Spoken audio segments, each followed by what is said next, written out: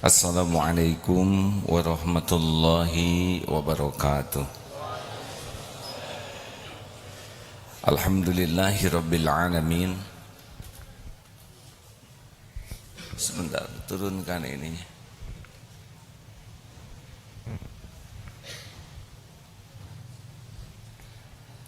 Alhamdulillahi rabbil alamin.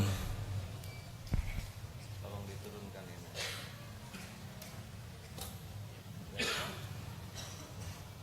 Setiap kali saya ceramah layar diturunkan karena gelap. Setiap kali ceramah layar diturunkan ya, supaya backgroundnya tidak gelap. Alhamdulillah, alhamdulillahi rabbil alamin. La haula wa la quwwata illa billahil aliyyil azim. Allahumma salli ala sayyidina Muhammadin wa ala alihi wa ashabihi ajma'in. Kajian Al-Hikam nomor 278. Bismillahirrahmanirrahim. Wa innaman ayqana annallaha yatlubuhu sadaqat talaba alaihi wa man alima annal umura biyadillahi in jama'a bitawakkuli alaihi. Dan bahwasanya siapa yang yakin bahwa Allah menuntut dan menyuruh kepadanya melakukan ibadah, pasti ia bersungguh-sungguh menghadap kepada Allah. Dan siapa yang mengetahui bahwa segala urusan itu di tangan Allah, maka pasti bulat tawakal menyerah kepada Allah. Ini surat At-Talaq ayat 2 dan 3. A'udzubillahi minasyaitonirrajim. Wa may yattaqillah yaj'al lahu makhrajan wa yarzuqhu min haitsu la yahtasib wa may yatawakkal 'ala Allah fahuwa hasbuh. Barang siapa yang bertakwa kepada Allah, maka baginya jalan keluar dari aneka jenis urusan. Wa yarzuqhu min haitsu la yahtasib, dan Allah akan beri kepadanya rizki yang tidak diduga, yang tidak disangka, dari arah yang tidak disangka-sangka. Wa may yatawakkal 'ala Allah, dan barang siapa yang hatinya tawakal, bulat, yakin kepada pengurusan Allah, maka Allah jamin dia akan dicukupi. Jadi hadirin, masalah terbesar kita bukan masalah yang sedang kita hadapi. Masalah terbesar kita adalah kualitas ketakwaan kita. Kita ini bodoh kecuali dituntun oleh Allah. Kita ini lemah kecuali dikuatkan oleh Allah. Kita ini fakir, tidak punya apa-apa. Jadi prinsip dasar makhluk itu adalah lemah kecuali Allah memberikan kekuatan, bodoh kecuali oleh Allah diberikan ilmu dan bimbingan, dan fakir, tidak punya apa-apa kecuali Allah yang menitipkan apa yang dia kehendaki sesuka Allah, kapan waktunya. Dan kita ini hanya punya dosa. Kalau amal itu adalah hidayah taufik Allah, kalau dosa adalah pekerjaan kita. Jadi kita memang tidak bisa apa-apa, persis seperti bayi yang baru lahir, tidak tahu apapun. Hanya Allah memberikan kekuatan, memberi ilmu, memberi tenaga, memberi titipannya. Untuk menyelesaikan masalah, kalau tidak dibimbing Allah, pasti ngandelin nafsu, berat.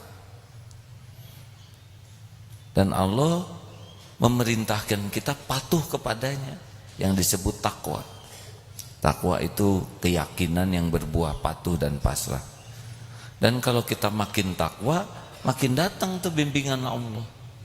Makanya yang harus kita cemaskan dalam diri ini bukan masalahnya. Karena semua masalah itu sudah dirancang oleh Allah. Yang kita cemaskan, kita kurang yakin ke Allah, kurang patuh, kurang pasrah. Kalau orang-orangnya sudah yakin, patuh, pasrah, Allah suka, ya sudah. Urusan itu dibereskan.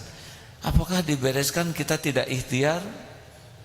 Terserah Allah. Kalau kita harus ikhtiar, kita akan dibimbing. Kita akan dikasih ilmunya. Kita akan dengan dipertemukan dengan orang yang jadi jalan.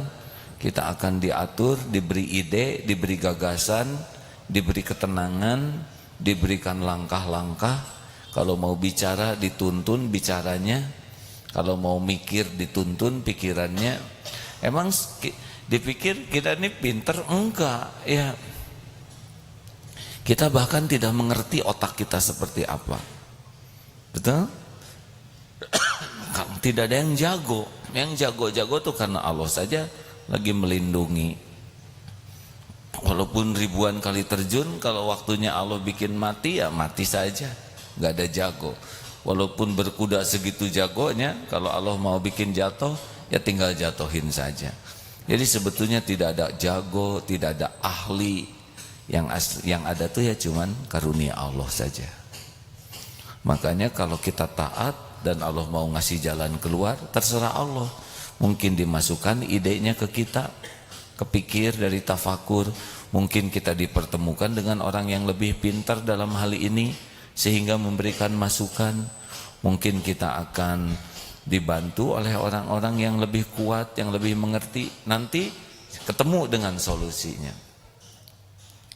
Makanya hadirin, jangan risau dengan masalah yang ada.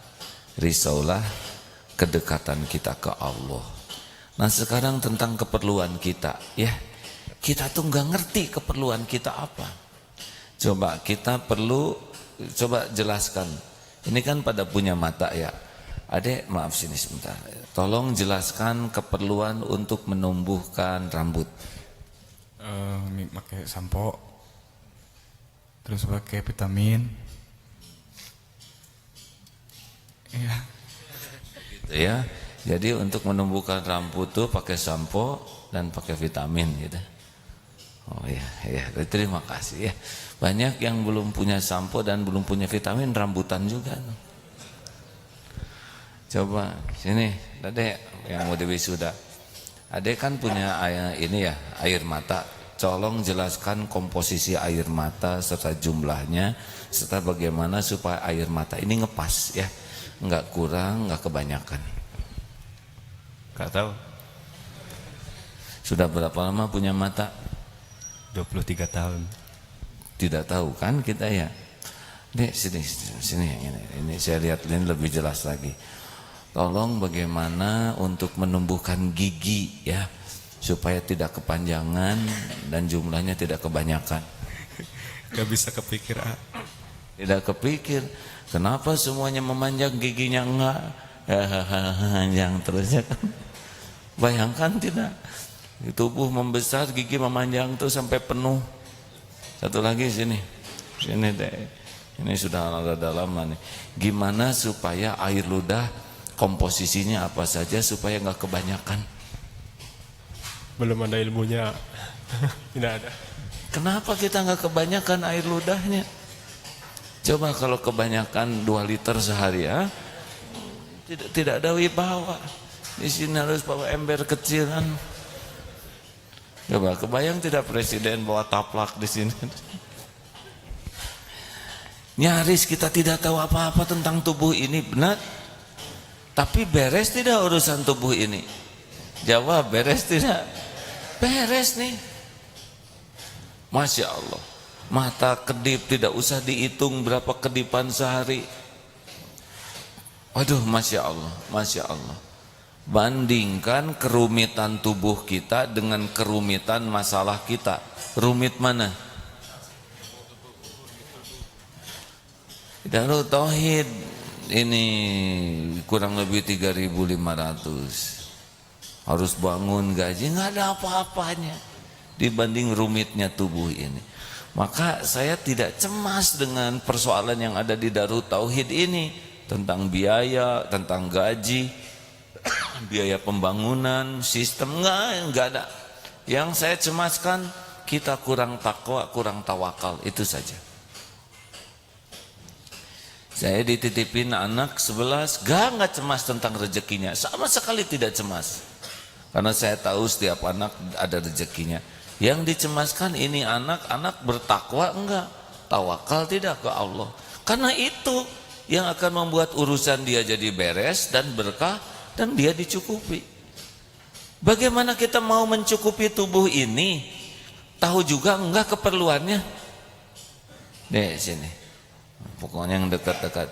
Sebutkan komposisi rambut supaya tumbuh kuat lalu tidak gampang copot. Tidak tahu. Udah tahu jawabannya, jangan niru yang itu, harus jawab. Enggak tahu. Enggak tahu. Kenapa kita rambutan? Ya, yang ke atas dengan yang ke dalam itu nikmat. Yang keluar dari kulit itu nikmat.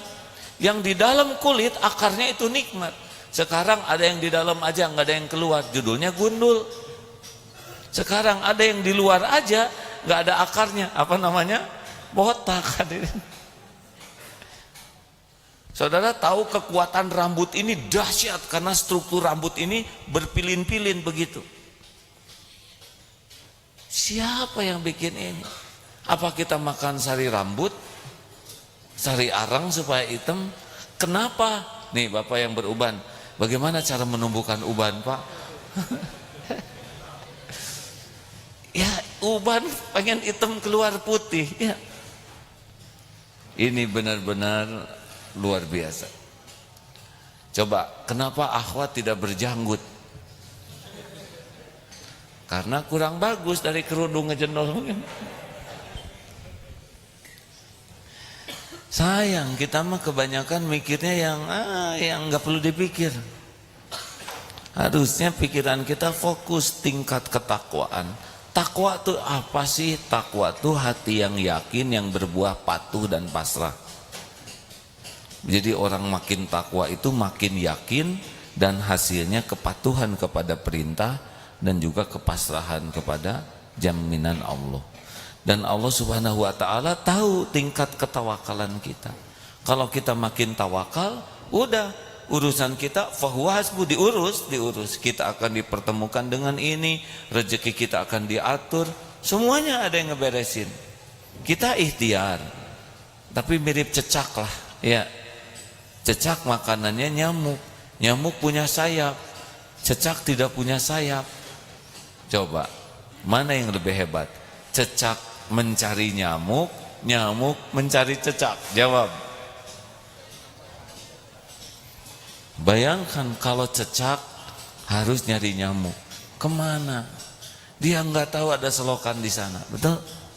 Baru juga turun kesedot pakai vacuum cleaner, nggak makan.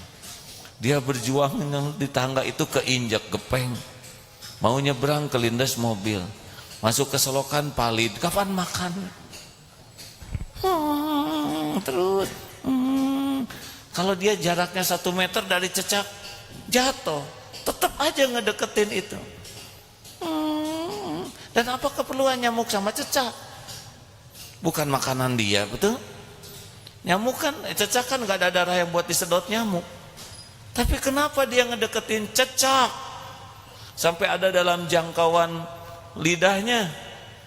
Karena rezekinya harus ngedeketin. Jelas hadirin, ikan paus itu 4 ton makanannya sehari. Coba kalau bibirnya kecil seperti apa tuh, ikan duyung, bisa kram ini ya. Untuk makan 4 ton ngunyah bisa kaku.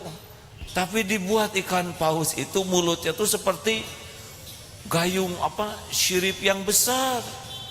Ada bolong-bolongnya di sini, dan si makanannya itu dibuat ngumpul. Coba kalau ikan paus makanannya satu-satu bisa kram mulut. Ya. Dibuat ngumpul makanannya. Kenapa makanannya ngumpul? Karena makanan ikan paus punya makanan plankton. Nah, plankton itu makanannya dari EO, BAB dan BA pipisnya ikan paus. Jadi muter. Ikan paus mengeluarkan itunya, outputnya itu dimakan oleh ikan-ikan kecil yang makan plankton. Udah ngumpul dimakan lagi. Jadi sebetulnya ikan paus makan ikan kecil. Jadi kalau lihat-lihat yang gini tuh ya jangan hanya lihat tapi tafakuri bagaimana kebesaran Allah. Jerapah coba. Jerapah tuh kepalanya di atas, hadirin. Apa coba yang lebih hebat jerapah dari kita? Jantungnya. Karena jantung jerapah tuh berlipat-lipat kekuatannya dibanding jantung kita. Jantung kita di sini ngangkat paling segini nih. Darah kan harus ditekan naik ke atas. Coba saudara niup selang. Kalau dekat, gimana kalau selangnya di atas? Yang gede apa? Ini ya kan. Air nggak naik, ini yang melebar. Jadi otot jantungnya jerapah harus mompa ke kepala ke atas. Sebab kalau nggak dipompa, nggak ada getihnya itu di atas. Jerapah super blow on karena otaknya nggak ada darahnya. Siapa yang bisa melakukan itu kan?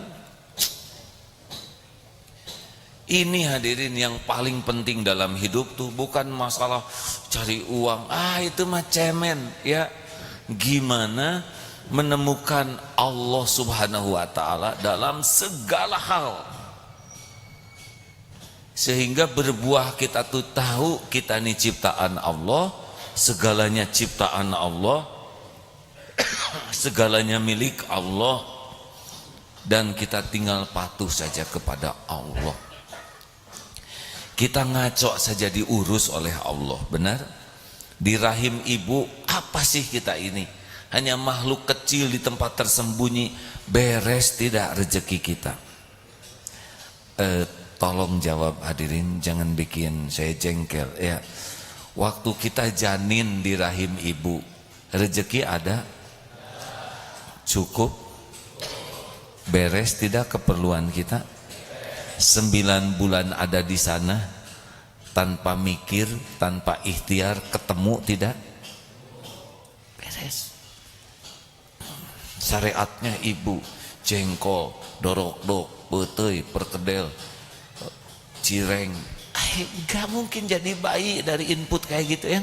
Coba cireng diemplek-emplek, mustahil. Jengkol coba. Gimana kalau dia utuh dan nempel tersisa di sini? Diramu, masuk ke plasenta, yang ke kita cocok dengan keperluan janin. Nggak kelebihan tuh, masya Allah. Dan ibu nggak tahu lagi janinnya seperti apa. Yang ibu tahu mah karedok leunca. Dari segi nama aja makanan itu mengkhawatirkan. Apalagi lagi ngidam tuh pedas. Coba kalau nggak disortir dan nyampe ke kita cabenya, matang tuh janin, benar? Beres, terstruktur, terbangun kita nih. Nih ngebangun masjid ini udah ada insinyur, ada teknik sipil, ada ahli kelistrikan, ada tukang tembok, tukang ngecat, ada semacam-macam. Lah janin tukang apa di dalam? Tapi terbangunnya terstruktur tuh detik demi detik. Mana dulu yang harus jadi?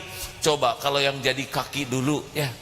Terus baru hidung, baru jantung di atas jempol. Kayak apa bentuknya? Gimana menumbuhkan rambut di janin? Apa ibu makan sari ijuk gitu? Ngemut ijuk supaya rambutan? Beres. Dah bapak mah apalagi nggak tahu apa-apa ya. Brol ke dunia. Siapa yang ngajarin? Nangis, ha? Air susu langsung ada di ibu. Ibunya tidak mengeluarkan air susu, sapi mengeluarkan. Coba itu, mana yang ngedeketin? Bayi ngedeketin sapi, sapi ngedeketin bayi. Pak, jawab. Hah? Bapak udah tahu jawabannya, kenapa ngomong? Harusnya pura-pura nggak tahu. Harus ngebahagiain saya, Pak. Susu sapi, tapi kenapa Bapak tidak mirip sapi? Harusnya kan anak-anak yang dibesarkan dengan susu sapi itu misalnya ada ekor lah dikit ya, kenang-kenangan, atau tangisannya agak seperti induknya. Modifikasi enggak tuh. Jadi sekarang mengerti ya Pak, kenapa manusia tidak boleh menikah dengan sapi? Kenapa coba?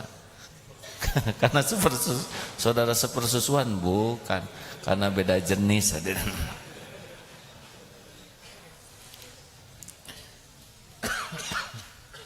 Jelas? Jadi udahlah, jangan ribet dalam hidup ini ya. Jangan kebanyakan segala dipikir. Pikirnya bagaimana saya bisa patuh ke Allah dengan sepenuh hati, yakin dengan janji jaminan Allah. Nanti itulah yang akan menjadi jalan beres urusan kita. Dah bukti beres lah. Bapak sudah berapa lama di dunia Pak? Maaf Pak, 55 tahun lah. Bareng dong kita, jangan-jangan kembar Pak. Kenapa beda ya? Bapak ini 6 berapa? 61, kacek beberapa bulan. Bulan apa Pak? September, saya Januari 62. Udah lama lah kita. Pernah nggak Pak Allah nggak ngasih makan barang 2 hari gitu? Makan terus ya Pak? Atau Allah lupa ngasih minum lah gitu ya, sehari? Enggak. Atau Allah enggak lupa ngasih napas ke Bapak bangsa sejam gitu? Beres. Padahal itu mutlak loh Pak. Atau jantung Bapak misalkan dicepetin oleh Allah gitu kan? Enggak ada tuh. Tetap jantungnya ngepas ya, tanpa kita tahu ngatur ritme jantung. Atau mungkin Bapak pernah air ludahnya kebanyakan, air mata kebanyakan ciremai? Enggak.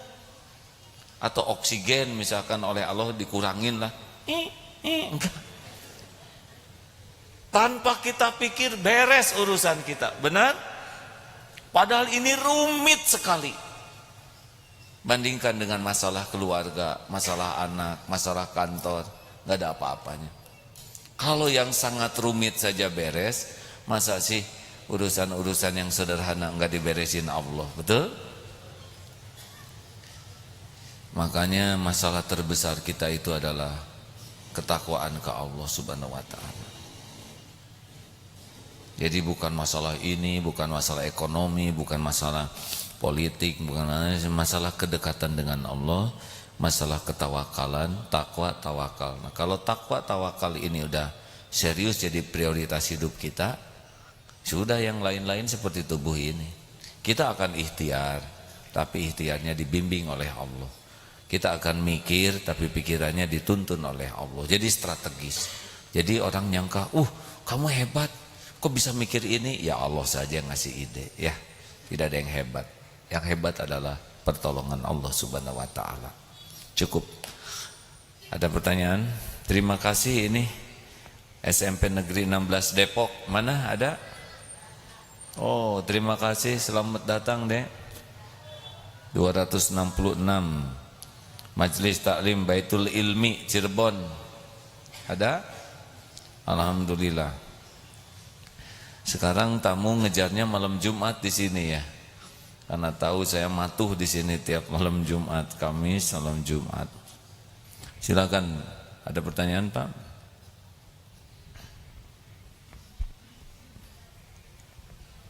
Bismillah, Assalamualaikum warahmatullahi wabarakatuh. Izin bertanya. Silakan. Di suatu masjid ada imam yang bacaannya saya rasa sangat cepat, bahkan seringkali saya tertinggal bacaan di setiap rukunya. Yang saya tanyakan, sebaiknya solusi seperti apa yang harus saya lakukan? Apakah menegurnya secara baik-baik ataukah berbicara kepada tokoh di sana untuk memberitahukan? Baik. Sebetulnya forum ini khusus untuk kajian tauhid ya, tapi tidak apa-apa karena udah keburu nanya ya. Kalau ada yang seperti itu sebaiknya bicara kepada yang lebih berwenang. yang mungkin perkataannya lebih didengar, yang perintahnya lebih dipatuhi. Kalau kita yang lebih muda bicara, pertama belum tentu pembicaraan kita ini caranya baik. Yang kedua, beliau belum tentu mau dengar dari yang muda, gitu. Lebih baik masukan, dan kalau memberi masukan jangan pakai penilaian. Menurut saya imam ini nggak bagus, itu udah penilaian. Pak, saya dengar tadi, nggak boleh sering. Kalau sering tidak jelas. Pada waktu sholat maghrib, bagi saya bacaannya merasa terlalu cepat. Saya tidak tahu pendapat jamaah yang lain dan saya belum paham bagaimana hukumnya. Silakan Bapak cari informasi. Gitu. Jangan-jangan hanya kita saja yang merasa salah, ya. Gitu. Ya. Jadi kalau mau mengatakan sesuatu harus bal, benar, akurat, lengkap. Salah satu tidak bal adalah sering. Imam itu sering melakukan kesalahan. Orang itu banyak sekali. Nah, banyak, sering ini tidak jelas. Tuh banyak orang yang kecewa tuh datang ke sana, nanti tanya, berapa juta? Oh, enggak ada jutaan. Berapa ribu? Enggak juga. Berapa ratus? Adalah berapa? Ada 50 orang? Enggak. Berapa orang? Ya ada 2. Kan gimana 2 jadi banyak? Pertanyaan tentang kajian kita ada? Jadi fokusnya adalah hidup ini adalah apa yang Allah perintahkan, itu fokus kita. Dan jauhi apa yang Allah larang. Mikrofon harus dekat, ya. Tanpa mikrofon kurang tersimak suaranya. Ini dulu. Bismillahirrahmanirrahim. Assalamualaikum warahmatullahi wabarakatuh. Saya ingin bertanya, tadi saya di materi mendapatkan penjelasan bahwa kita itu kalau sholat harus merasakan disolatkan gitu. Nah, mungkin berarti maksudnya disolatkan dan juga hidup ini digerakkan oleh Allah itu seperti apa gitu. Jadi tadi di sholat itu kita itu harus bisa merasa bahwa diri ini disolatkan gitu. Nah, itu maksudnya gimana? Saya juga kurang tahu. Ya, atau tanya ke beliau. Gini ya, untuk khusyuk ini beragam tekniknya. Karena tiap orang punya beragam latar belakang. Tapi yang jelas, sholat khusyuk ini kata kuncinya adalah penting. Kita akan khusyuk dalam situasi penting, pasti itu. Kita kurang fokus tuh kalau kurang penting. Jadi yang pertama ini, orang baru bisa khusyuk dalam sholat ketika yakin sholat itu merupakan momen penting. Penting itu menentukan. Coba lihat orang yang mendapatkan vonis, serius, atau menjelang ijab kabul. Ada nggak yang main-main gitu, ngagoler di masjid mau ijab kabul? Mustahil. Saya nikahkan saudara Fulan dengan putri kandung saya dengan mas kawin 1 kuintal emas dibayar tunai. Siap. Nah, pasti dia fokusnya sama komandan yang ini ijab kabul Pak ulang.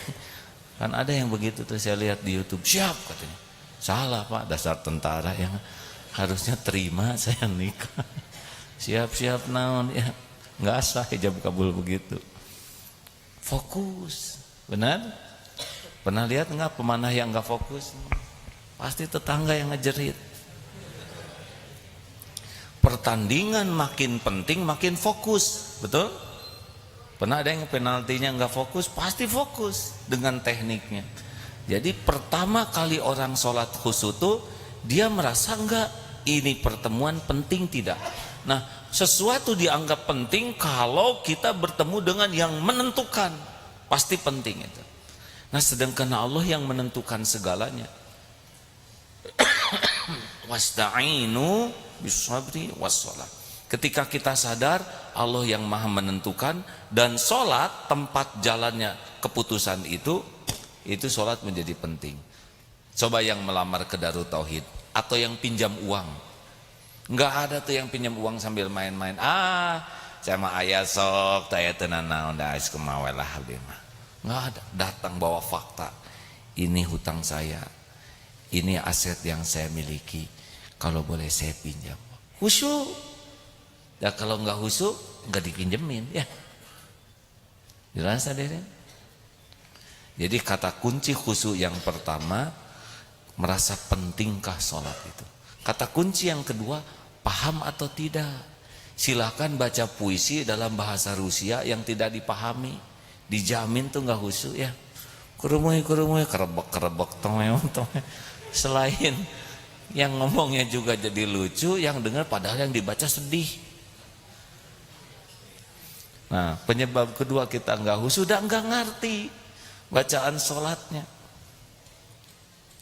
Bayangkan, ihdinas siratal mustaqim, tunjukkan kami kepada jalan yang lurus. Itu kan kata-kata penting. Siratal ladzina an'amta 'alaihim, minta jalan orang-orang yang diberi nikmat, bukan jalan orang-orang yang dimurkai, bukan jalan orang yang sesat.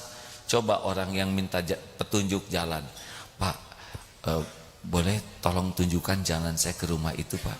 Jalan orang yang bahagia, bukan jalan orang-orang yang dipukuli, Pak. Bukan jalan-jalan orang yang masuk jurang. Bisakah Pak bantu? Itu pasti khusyuk kalau dia sadar apa yang dia omongin. Benar? Sekarang nanya pakai bahasa mana gitu yang kita sendiri, bahasa suku pigmi gitu. Enggak bisa. Jadi masalah kedua adalah satu, tingkat kepentingannya. Kalau udah merasa sholat ini penting, dia serius. Yang kedua, kepahamannya. Kalau dia memahami, menikmati. Dan yang ketiga, ini masalah teknis tumanina. Kalau orang sudah bulat tumanina, setiap gerakan, setiap bacaan itu hadir. Saya belum merasakan tuh disolatkan oleh Allah tuh, enggak. Kalau saya sholat, saya merasa aja Allah sedang memperhatikan saya. Allah menentukan saya sesudah sholat ini. Jadi sekuat tenaga dijaga. Gerakan, bacaan, hadir. Mulut berucap, hati hadir. Seperti sekarang aja begini. Saya yakin saudara mendengar dan direkam lagi. Sekuat tenaga, hadirlah tiap kata-kata. Jangan ada yang sia-sia. Terakhir, ya.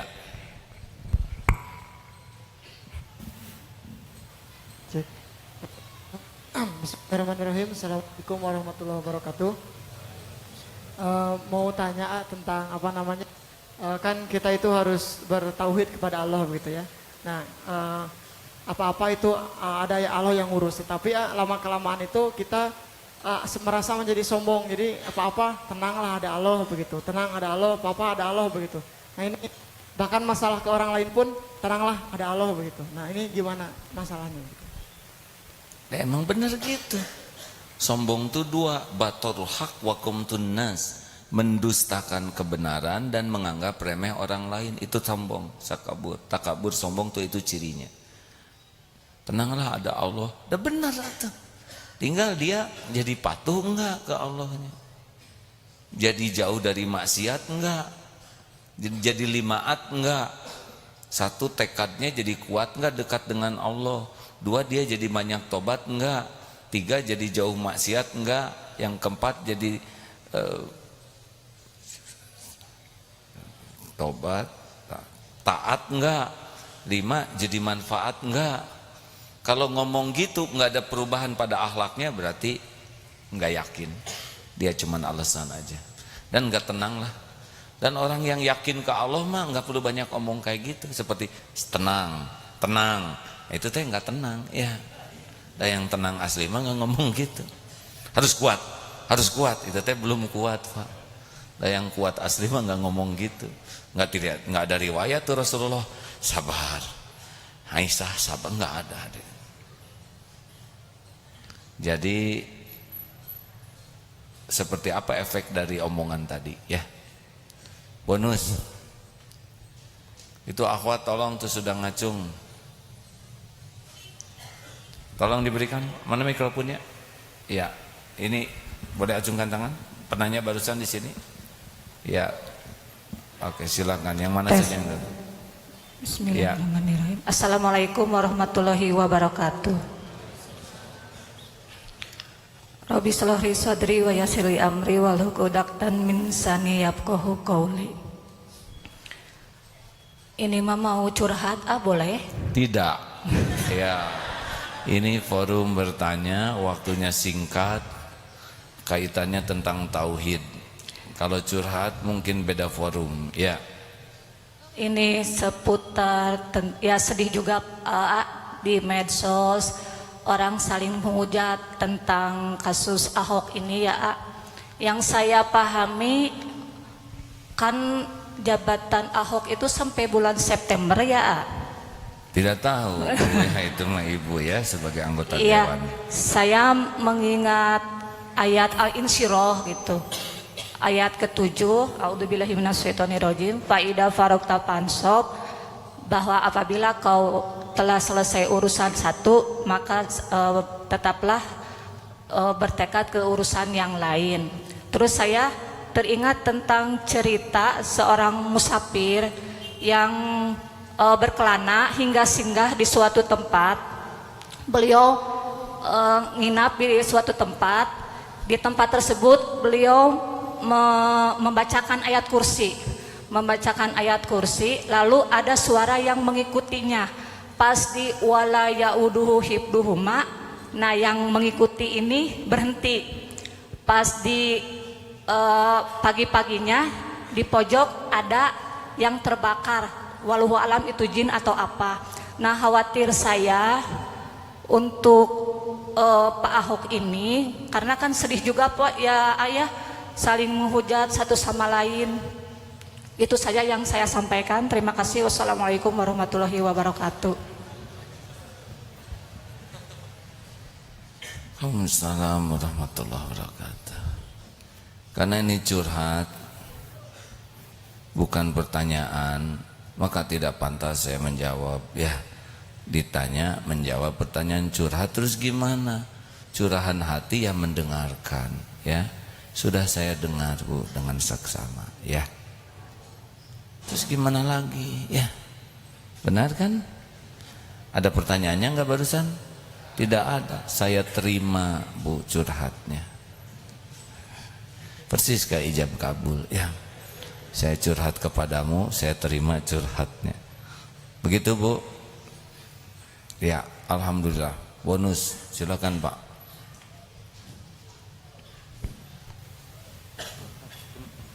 Tentang Pak Ahok. Pak Ahok itu ciptaan Allah, spesial untuk Indonesia. Umat Islam banyak hikmahnya. Yang paling penting kita harus berubah jadi lebih baik. Jangan sampai mirip. Ya, doakan Pak Ahok supaya dapat hidayah, jadi Islam yang soleh, sebagaimana doa kita kepada orang-orang yang belum dapat hidayah. Ya, kalau belum Islam aja ya nggak usah dipilih, ya, sederhana. Tapi siapa yang nanti jadi gubernur Jakarta, pasti itu keputusannya di tangan Allah Subhanahu Wa Taala. Ya, silakan. Assalamualaikum warahmatullahi wabarakatuh. Terima kasih.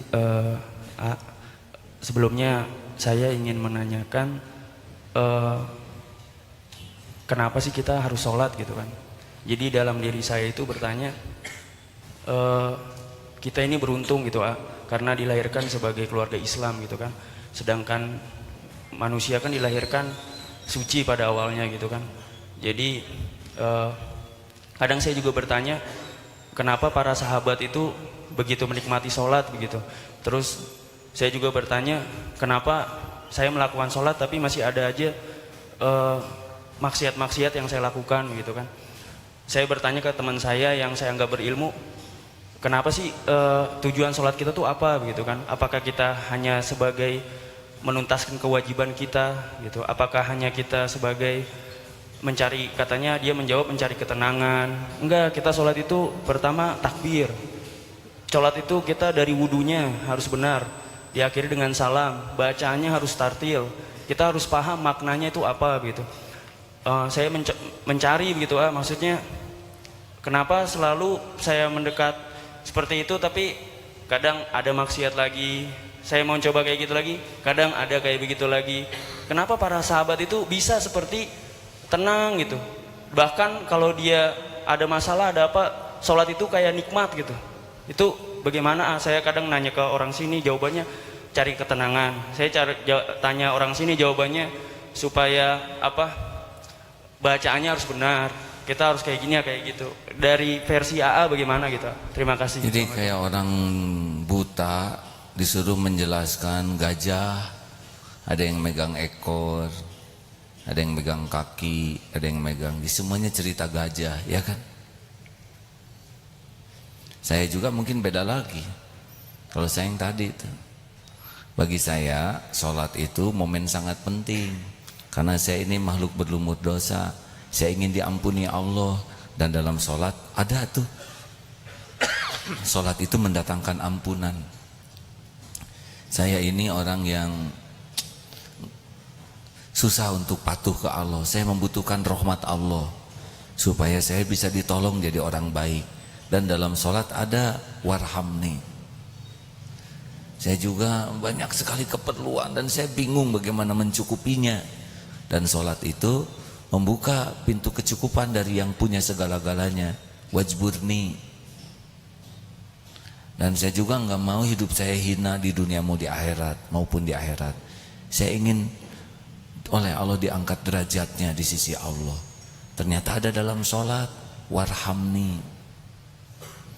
Saya juga sangat perlu banyak rizki, beragam jenis rizki. Dan itu yang punyanya cuman Allah. Dan Allah janji dikasih kalau benar sholatnya. Warzukni. Saya bingung nih, saya harus ngomong apa yang benar. Niat saya supaya benar. Saya ngurus amanah pesantren ini juga gimana supaya benar. Dan saya juga ingin sisa umur ini benar. Saya perlu yang nuntun. Wahdini. Ada dalam sholat. Wah, saya juga nggak mau penyakitan lahir batin. Saya ingin sehat walafiat. Itu juga ada dalam sholat. Wa'afini. Saya nggak mau dosa-dosa saya yang banyak ini dibuka. Saya pengen hapus semuanya. Di dunia hapus, di akhirat hapus. Wa'fu anni. Kita memerlukan sholat, benar? Siapa yang tidak memerlukannya itu tadi? Hanya orang sombong, benar? Sudah hadirin.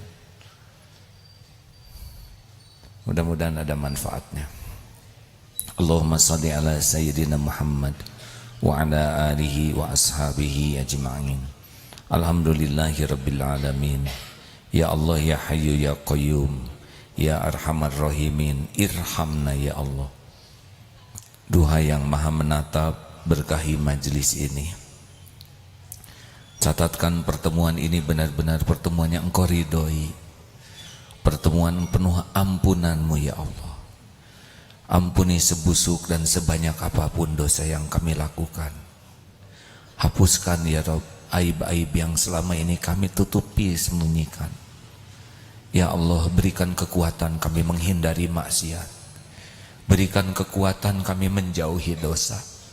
Allahumma inna nas'aluka imanan kamilan wa yaqinan sadiqan wa qalban khashian wa lisanan zakiran wa amalan salihan maqbulan. Allahumma inna nas'aluka taubatan nasuha wa taubatan qoblal maut wa rahmatan indal maut wa magfiratan ba'dal maut. Allahumma hawin alaina fi sakaratil maut. Allahumma inna nas'aluka husnal khatimah wa na'udzubika min su'il khatimah.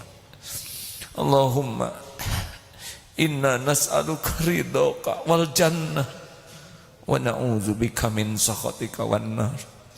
Allahumma ighfir lana wa li walidina warhamhum kama rabbawna shighara. Rabbana Allahumma ighfir lil mu'minina wal mu'minat wal muslimina wal muslimat al ahya'i minhum wal amwat. Rabbana atina min ladunka rahmah wa hayyi lana min amrina rasyada. Berkahi majlis ini ya Allah. Catatkan siapapun yang hadir ahlul taqwa, ahlul tawakal, ahlul istiqamah, ahlul jannah. Amin ya rabbal alamin. Rabbana atina fid dunya hasanah wa fil akhirati hasanah wa qina adzabannar. Subhana rabbika rabbil izzati amma yasifun. Wassalamun alal mursalin walhamdulillahi rabbil alamin. Terima kasih. Subhanakallahumma bihamdik asyhadu an la ilaha illa anta astaghfiruka wa atubu ilaik. Salam.